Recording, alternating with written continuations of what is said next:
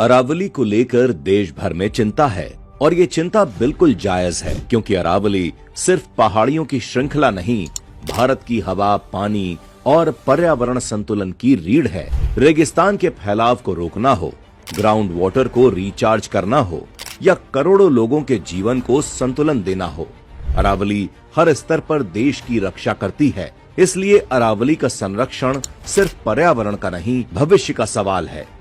और यही सोच पिछले 11 वर्षों में प्रधानमंत्री श्री नरेंद्र मोदी जी की पर्यावरण नीति की बुनियाद रही है।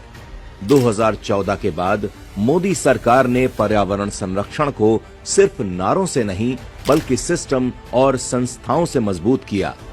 2016 में कैंपा कानून के जरिए पूर्व में रही कांग्रेस सरकारों की वर्षों की नीतिगत अव्यवस्था को ठीक किया गया। मोदी सरकार ने बिखरी हुई व्यवस्था को समेटकर उसे परिणाम देने वाली प्रणाली में बदला। दशकों से रुके 50,000 करोड़ रुपए से अधिक के वनीकरण फंड को मोदी सरकार ने मजबूत कानूनी ढांचे में लाकर जमीन पर उतारा।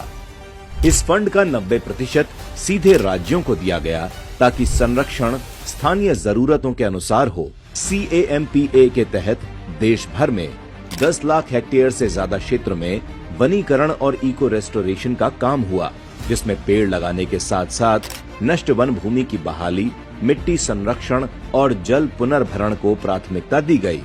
यानी 2014 के बाद से पर्यावरण संरक्षण अलग अलग योजनाओं का जोड़ नहीं, बल्कि एक राष्ट्रीय, कानूनी और फंडेड सिस्टम बन चुका है।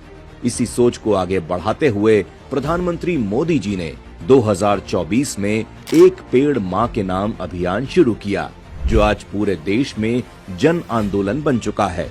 और इस योजना के अंतर्गत 80 करोड़ पौधारोपण का लक्ष्य भी पूरा किया गया।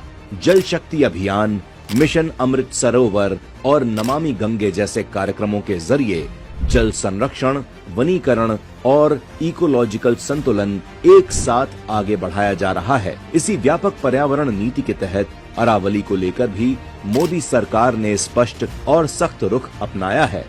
अब पूरी अरावली रेंज में नई खनन लीज पर रोक है। वन क्षेत्र, इको सेंसिटिव जोन और वेटलैंड में खनन पूरी तरह प्रतिबंधित है।